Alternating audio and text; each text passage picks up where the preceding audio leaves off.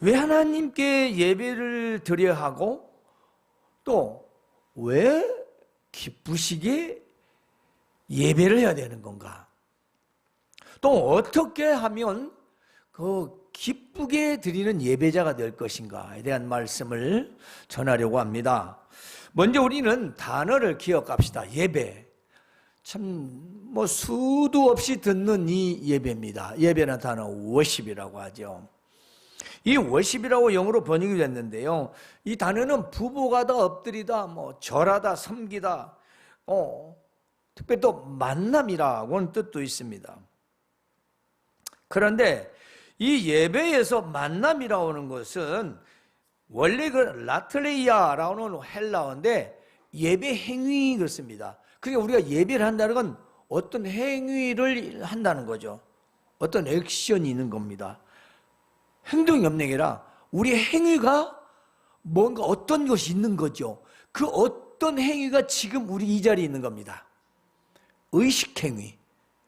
우리가 뭔가 나타내 보이는 것을 말하죠. 행동을 말한 겁니다. 그런데 부복하다, 엎드려서 절하다, 섬기다, 그런 행동들이 우리가 지금 이 자리에 있는 것입니다. 물론 예배 대상은 하나님이십니다. 성삼위 하나님이시죠. 잘 들으시기 바랍니다. 그런데 예배의 본질이 뭐냐? 하나님께 대한 경배와 찬양입니다. 예, 하나님을 경외하고 경배하고 예배하는 것이 우리의 지금 기본적인 예배의 모습이죠. 그러므로 예배는 하나님께 온전히 나의 삶을 드리는 겁니다. 이 한 시간을 통해, 한 날을 통해 나를 온전히 갖다 바치는 겁니다. 그래서 예배는 하나님과의 만남이라고 했죠. 이 라트레이아라고 하는 말은 교제도 의미하는데 코이노냐라고도 하죠. 만나야 교제를 하죠. 만나지 못하면 교제를 못하죠. 그래서 하나님과의 만남을 통해 이 주일, 우리가 세상만에 있어 일요일, 바로 이 주가 시작되는 첫날에 있어서 그 첫날 첫 시간을 하나님 앞에 드림으로 말미암아 우리는 교제를 하는 겁니다. 바로 이 시간 하나님 만남 통해서 하나님과 지금 영적 교제를 하는 것이죠. 그렇게 함으로써 우리의 삶의 변화가 일어나게 되는 것입니다. 그래서 우리는 이 예배를 어떻게 생각해야 되냐? 그냥 주일날이니까 그냥 시간 되면 오는 거, 그냥 예배하는 거, 이렇게 생각하면 큰일입니다. 큰 교제가 이루어지지 않아요. 하나님과 영적 교제가 없고 하나님의 예배에 상달이 되지 않습니다. 즉 우리의 헛된 행위가 된다는 거죠. 그래서 수많은 사람들은 형식적으로 예배에 참여하고 그냥 돌아갑니다. 그것은 시간만 채우고 간 거죠. 전혀 하나님께 연락이 안 되는, 하나님 기뻐하시지 않는 예배를 그냥 어느 한 잔치에 참여했다가 주인 얼굴도 못 보고 그냥 가는 거예요. 봉투만 하나 놓고. 그런 예배자가 돼서는 안 되겠죠. 그러므로 예배는 하나님을 향한 존경과 경외심이 수반된 아주 엄숙한 행위라고 말할 수 있습니다. 왜냐하면요, 예배 대상이 하나님이시됩니다.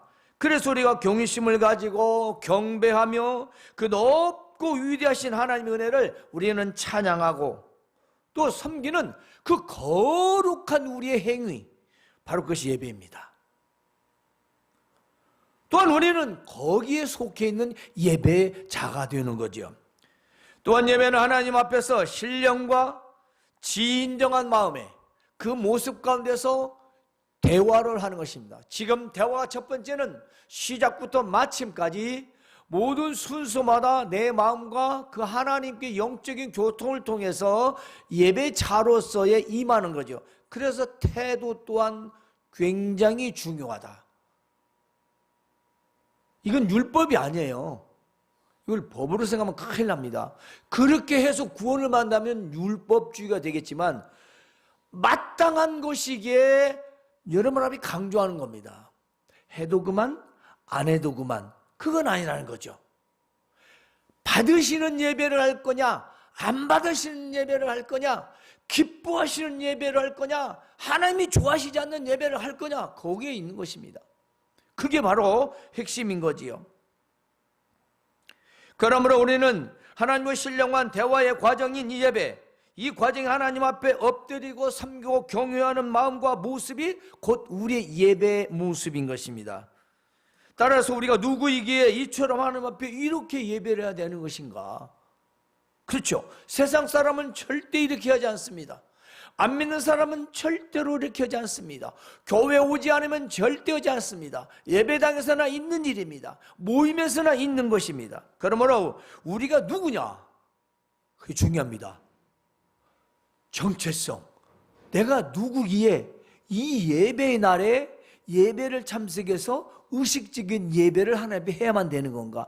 그것도 하나님이 기쁘시게 받을 수 있도록 해야 되는 것인가 하는 것입니다. 이것은 하나님의 자비하심을 입었기 때문입니다. 오늘 말씀도 그러잖아요. 그러므로 내 형제들아, 내가 하나님의 모든 자비하심은 너희를 구하노니. 자비하심, 모든 자비하심, 우리는 다 자비를 입었다. 이건 은혜를 말합니다. 어떤 은혜일까요? 복음의 은혜입니다. 복음이 뭐죠? 예수 그리스도. 그렇습니다. 바로 곧 하나님의 구원의 은혜를 받은 자들이기 때문입니다. 안 믿는 자들이 뭐 굳이 여기를 올 필요도 없고요. 생각지도 않습니다. 우리는 하나님의 그 크신 은혜로 그리스도를 통해서 곧 속죄로 말미암아 구원을 얻은 자들이죠. 우리가 갚을 수 없는 엄청난 큰 죄에서 하나님의 넘치는 그 큰 사랑과 구원으로 말미암아 우리는 은혜를 입었기 때문입니다. 그러므로 우리는 그 구원의 은혜를 감사하며 하나님 앞에 나아가는, 하나님 앞에 나아가는 그 기뻐하시는 그 모습, 그것으로서 예배를 드려야 되는 거죠. 우리가 기쁘다 하는 걸 하나만 딱 선택해 보면 이렇습니다. 여러분 다 경험했을 거예요. 어렸을 때 어딜 나갔다가 집에 오게 됩니다. 집에 거의 다 왔는데 즐겁기가, 기쁘기가 그냥 막 뛰어가잖아요. 그때 엄마가, 아빠가 문 앞에 딱 나왔어. 그러면 그냥 걸어가도 되는데 막 죽으라고 달립니다. 너 먼저 천천히 오죠. 집에 가면 엄마 아빠를 만나는 거야. 기대를 가지고 왔는데 앞에 나와 있는 거야. 얼마나 기쁘겠어요. 뭐 자빠져도 무릎이 깨져도 막 달려가지고 점프를 해서 막 안깁니다. 왜요? 그 만남, 그 기쁨. 누구를? 부모를. 우리는 하나님을, 하나님 아버지를 기쁘게 우리는 만나야 기뻐하는 예배를 할 수 있는 것입니다. 따라서 우리는 하나님이 기뻐하시는 예배를 드리려면 하나님께서 기뻐하시는 자가 되어야 되겠죠. 그렇죠. 그래서 그러면 하나님께서 기뻐하시는 예배자는 과연 어떤 사람일까? 오늘 본문 말씀의 첫 번째로 나의 몸을 드리는 예배자입니다. 나의 몸을 드리는 자. 이는 나의 몸을 예배를 위해 헌신하는 자를 말합니다. 헌신은 바쳤다라는 것입니다. 그리스도를 믿음으로 하나님께 나오는 자죠. 예수 그리스도의 믿음으로 오늘 예배의 날이야, 예배 시간이야 해서 하나님 앞에 나오는 것을 말합니다. 왜 그럴까요? 고린도전서 6장 20절에 보면 이렇게 기록되어 있습니다. 값으로 산 것이 되었으니, 즉 지불하고 산 자라. 우리는 공짜가 아닙니다. 그런즉 너희 몸으로 하나님께 영광을 돌리라. 우리 몸으로, 생각이 아닙니다. 우리 행실, 행위, 행동, 모든 것이 하나님의 영광이 되는 거죠. 왜냐? 너희는 돈 주고 샀다는 겁니다. 아니, 돈하고 비교할 수 없는 엄청난 생명을 값으로 하고 우리를 살려주셨다는 거죠. 그게 값입니다. 예수 그리스도께서 십자가에 죽으시고 죄값을 치르고 우리는 믿음으로 말미암아 용서받은 거예요. 그래 값을 주고 샀다는 겁니다.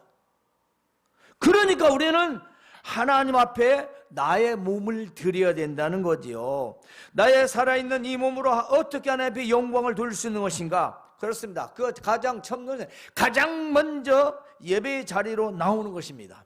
육신, 몸, 육체, 바로 이 몸을 가지고 하나님을 예배하러 나오는 것입니다. 나의 육신의 날과 시간과 물질이 수반되어 하나님 앞으로 나오는 자를 말하죠.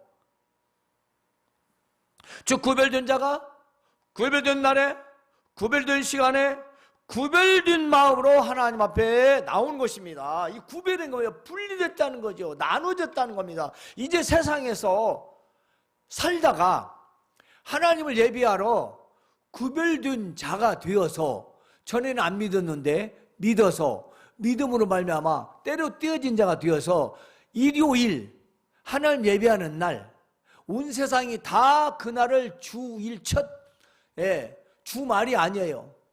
첫날이에요. 모든 게 일요일 와서 목금토지 월화수 목금토는 없잖아요. 기독교 때문에 그런 거예요. 그 구별된 날에 내가 가장 먼저 하나님을 배우러 나오는 겁니다. 그 구별된 자가 구별된 날에 구별된 시간에 바로 11시에서 12시라는 이 구별된 시간을 통해 하나님의 나를 드리는 겁니다.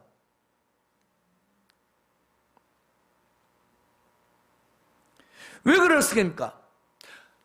나를 죄와 사망에서 구별시켜 주신 하나님을 예배하러 나오기 때문입니다. 내가 구별된 자가 아니라면 굳이 그럴 이유가 없죠. 나하고 관계도 없는데 무슨 상관? 뭔 상관? 그렇잖아요.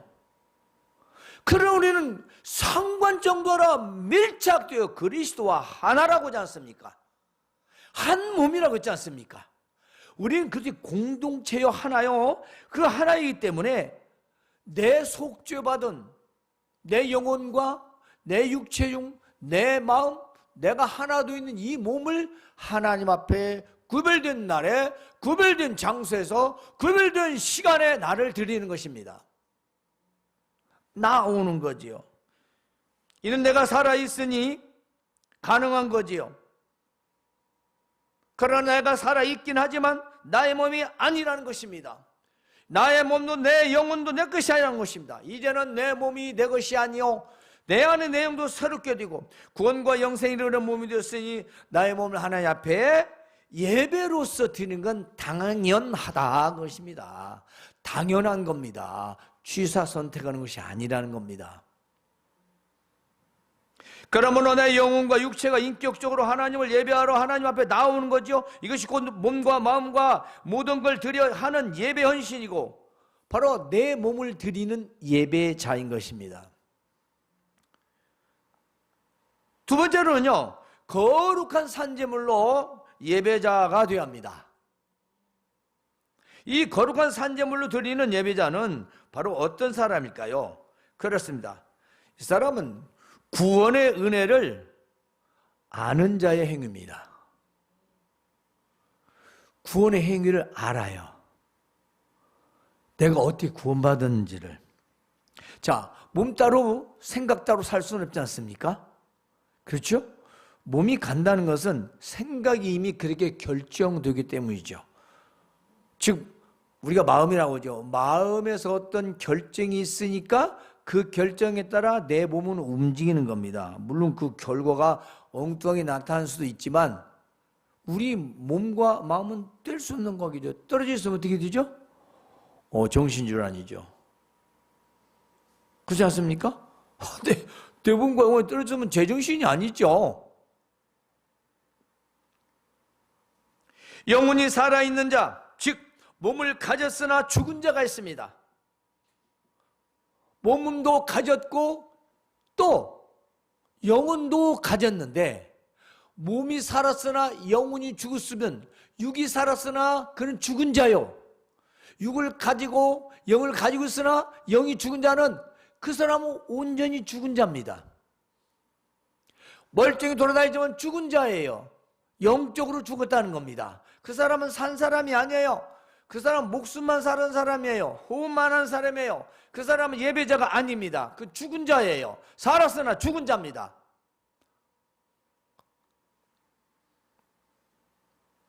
그러므로 거룩한 산제물로 드리는 예배자는 영원히 살아있는 자예요. 바로 저와 여러분이죠. 예수 그리스도 말미암아 우리는 거듭났고 새롭게 되고 이제 산 자가 되었습니다. 그래서 우리는 산 제물이라고 그랬습니다. 왜냐? 죽은 제물이 아니에요. 죽은 제물은 짐승을 잡아서 그 짐승이 각이 떠져서 도저히 회상 불가능한 상태로 하나님 앞에 불에 태워져 올라가는 번제로 드려지는 것이었습니다. 그리고 사람이 대신 용서받았죠. 그래서 지금 우리는 그리스도께서 내 대신 십자가에 달리시고 그 죄값을 치르시고 우리의 믿음으로 말미암아 우리의 그 엄청난 그 죄, 각이 떠져서 날마다 죽어야 할 그 죄를 그리스도께 대신 지시고 우리는 용서받아서 이제 하나님의 자녀라는 겁니다. 영원히 살아났다는 것입니다. 영원히 살아났으니 나를 거룩한 산 제물로 드리는 예배자가 되어야 된다는 것이죠.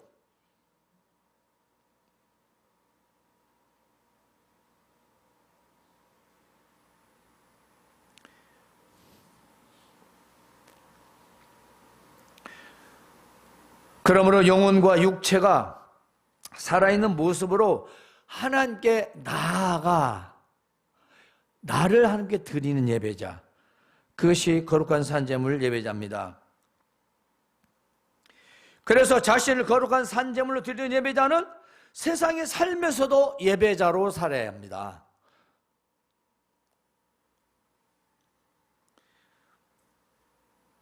제가 지금 이 얘기가요, 교회를 개척했을 때 당시 얼마 안 돼서 한 4년이나 있다가 이제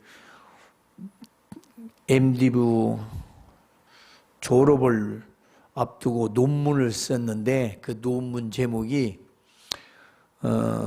예배의 삶에 대한 성경적 연구였어요.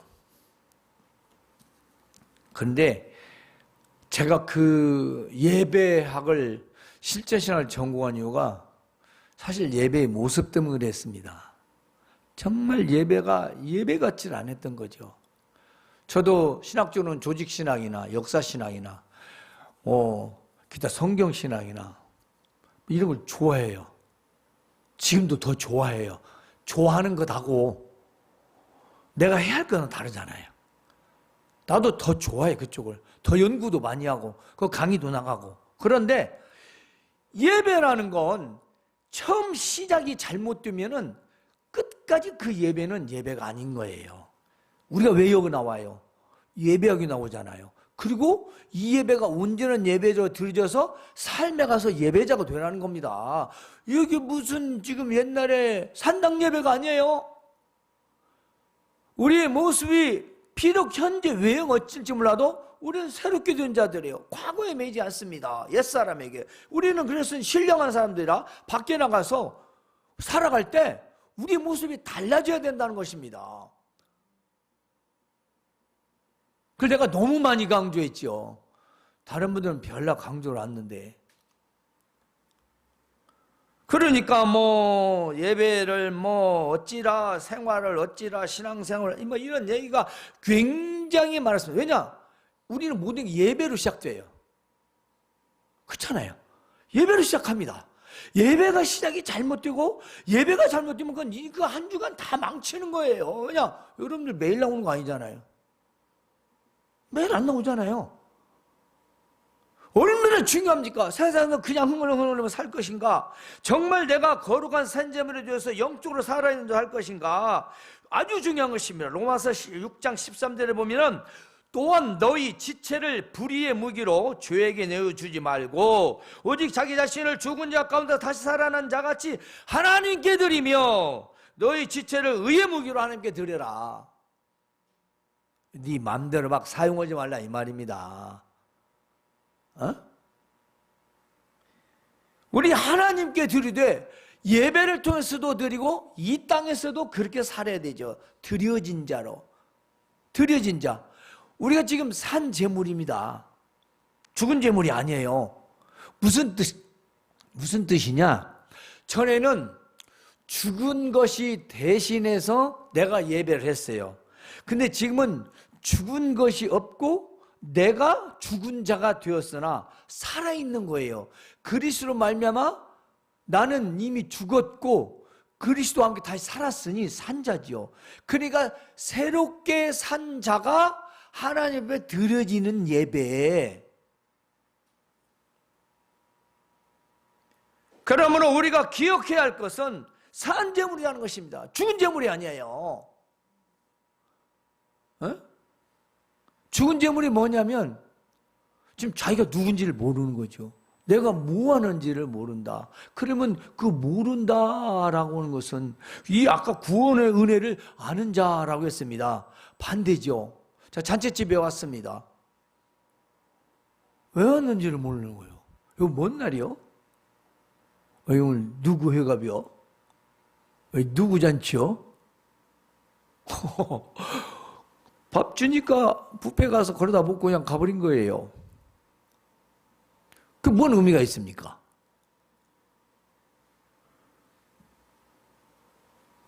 적어도 내가 아는 사람이라면 그 정도는 아니겠죠. 인사도 하고 축하도 하고 안부도 전하고 그리고 포옹도 하고 그 당연한 거 아닌가요? 그냥 지나가다 얻어먹는 거란 몰라도 예배가 하나님 앞에 나와서 나를 드리는 거라면 그분과 영적 교통 교제뿐만 아니라 내가 구원을 어떻게 받았는가 아는 자로서 예배에 임해야 된다는 것입니다. 이것이 곧 거룩한 산제물로서 예배를 드리는 것입니다. 세 번째로는요, 바로 영적 예배자입니다. 하나님을 기쁘시게 하는 예배자는 영적 예배자인데요, 우리는 이것을 신령과 진정한 예배자라고 합니다.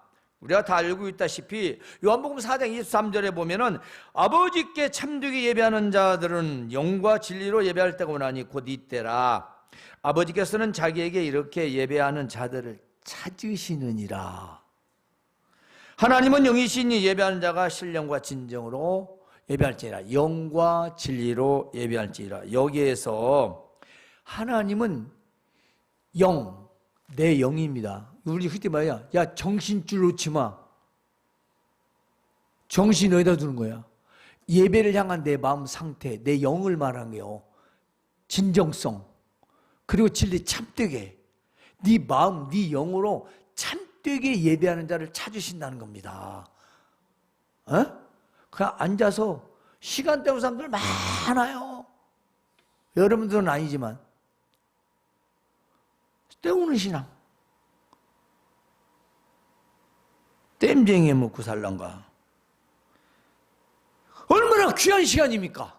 그리고 얼마나 우리가 한 주간 있다가 기다려지는 시간입니까?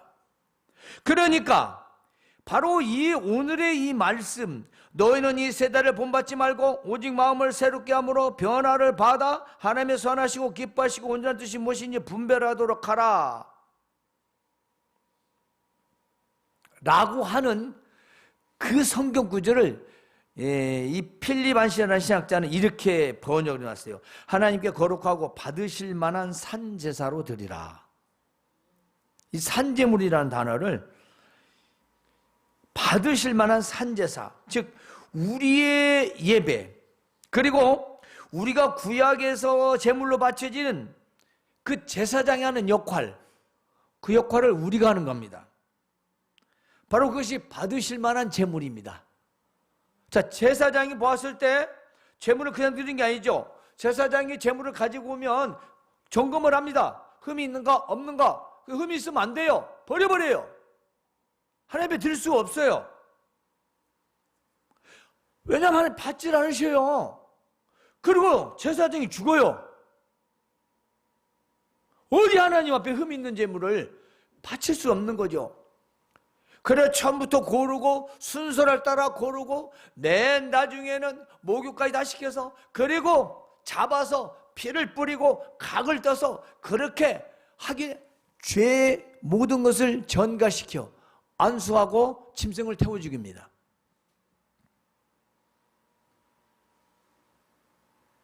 그러니까 흠 있는 건 절대로 바칠 수가 없습니다. 그건 반대로 생각합시다. 우리가 되어야 된다는 거예요. 우리의 예배가 제사나지만 우리가 정말 산 제물로서 하나님 앞에 드려야 되는데 바로 이게 뭐냐면 신령과 진정, 내 진정성 있는 마음과 참됨, 하나님을 향한 그 마음으로 하나님을 예배한다는 것이죠. 이것이 바로 이제 영적 예배자는 것입니다.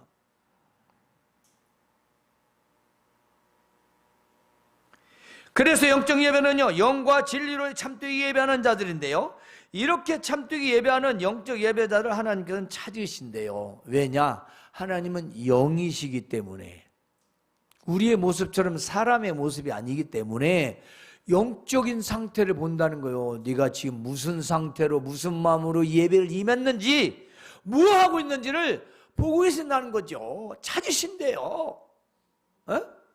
아무리 화려한 음악과 화려한 모든 무대들, 기가 막힌 조명에서 노래를 잘 부르고 예배를 잘하고 울고불고 난리를 쳐도 그 안에 진정성이 없고 참된 마음이 없고 그 마음이 영적으로 맑지 못하면 그 예배는 영적 예배는 아니라는 것입니다.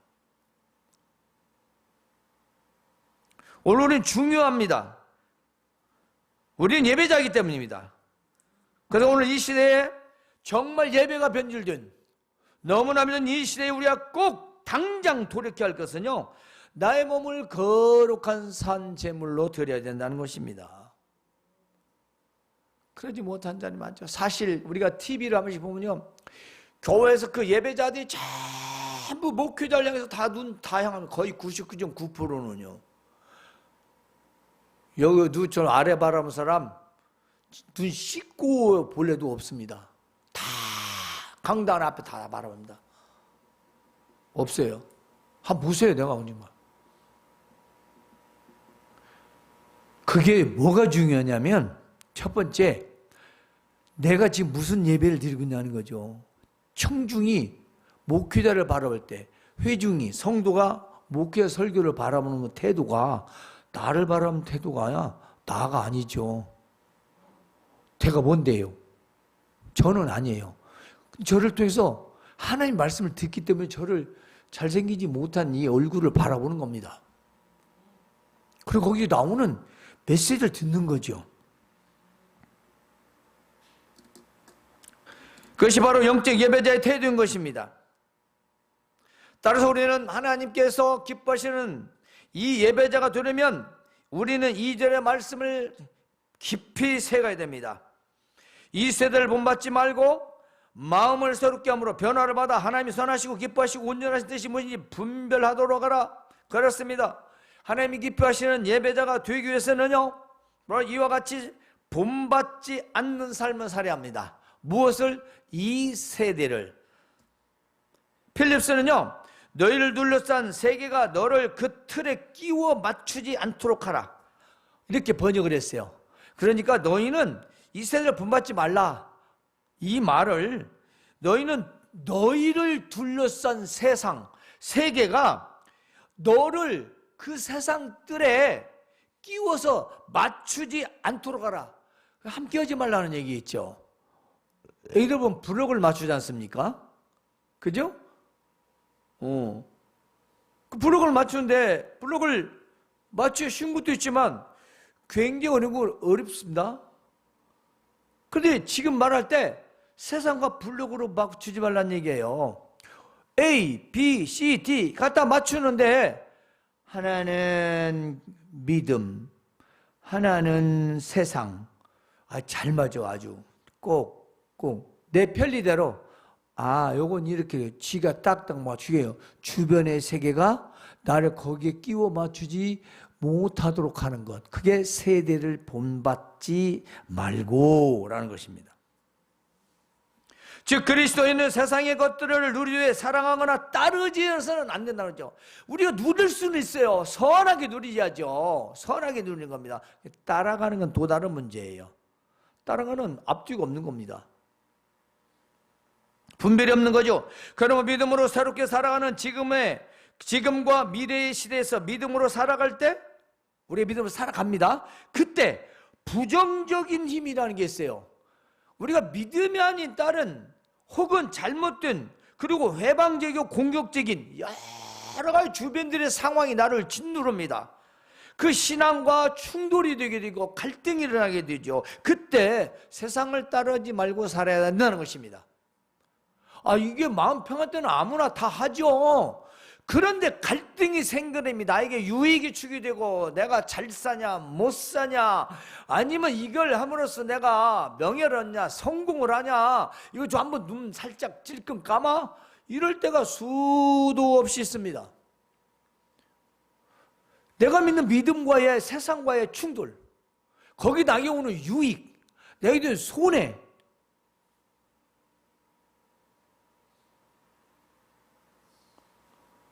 거기에서 따르지 않고 구별된 행동하는 것을 이 세대를 본받지 말고라는 것입니다.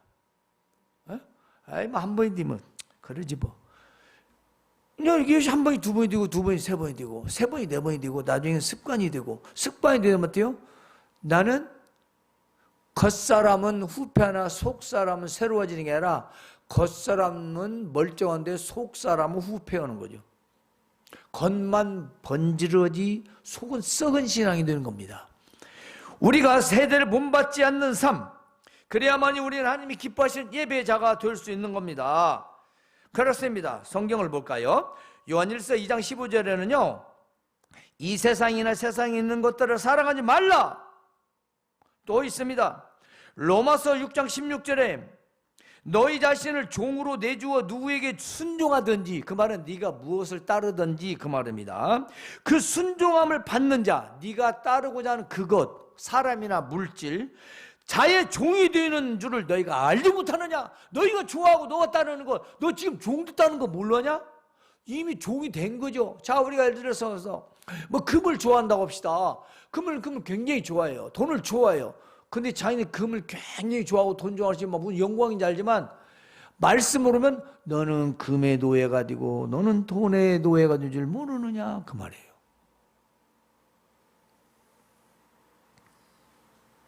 그런데 더 무서운 게 있어요.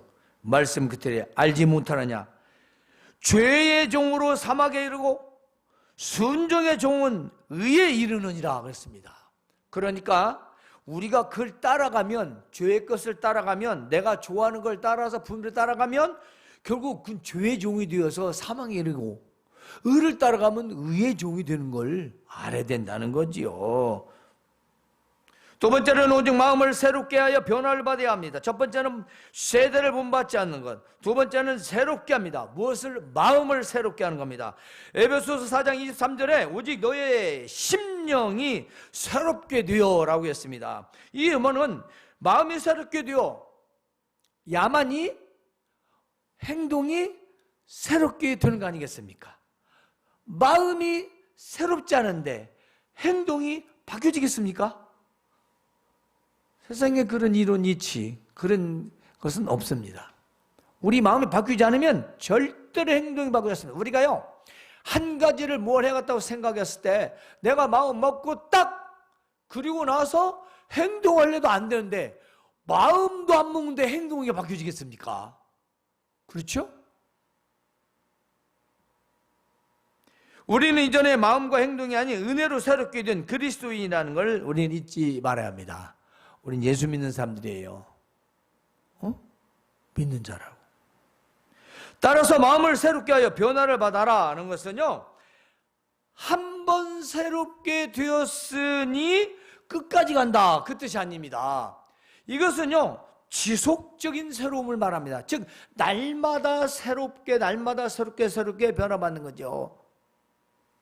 제가 커피를 이렇게 이제 먹고 나서 잔을 이게 씻을 때 물이 굉장히 수압이 세요. 그러면 컵을 이렇게 물 잡고 슉 쳐. 굉장히 셉니다. 막 물이 엄청 수압이 세요. 잘 씻어진 것 같으죠? 해보셨나요? 아무리 물을 세척을 잘해도 그 행주나 기타 다른 걸로 함께 문질러서 닦은 것은 비교가 안 돼요. 그래서 새롭게 된다는 건 그 수돗물하고 그 그릇 쥐갖고 이게 놓는 그것이 아니라는 거죠. 빡빡 씻어야 된다는 거죠. 빡빡. 새롭게 된 건 찌든 때가 계속 새 것이 되려면 닦아내야 되는 거죠. 그렇습니다. 오직 마음을 새롭게 변화하는 것은 이처럼 날마다 새로워지는 과거의 죄된 모습을, 어제 잘못된 걸 고쳐나가고 또 새로워지는 것이지요.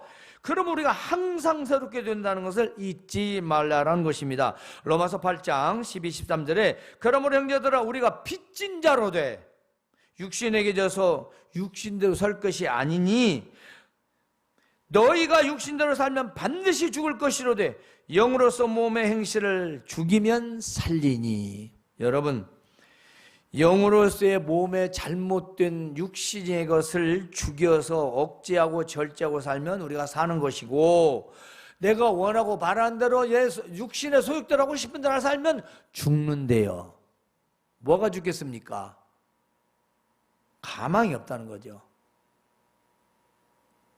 그런데 사람들은 자기 하고 싶은 대로 합니다.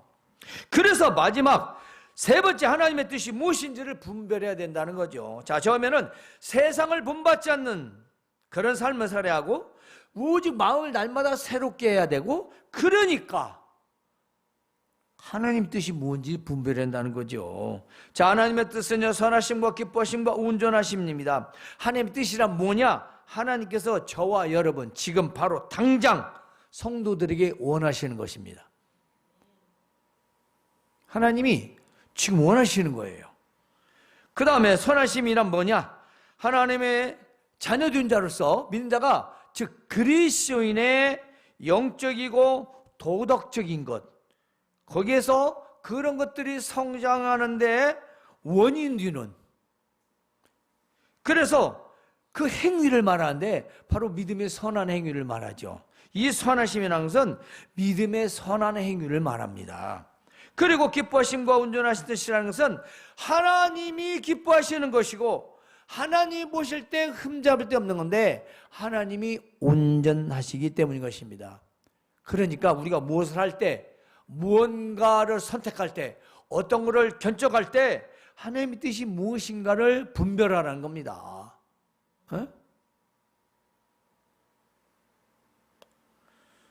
이 성도 여러분, 이제 결론으로 말씀드리겠습니다.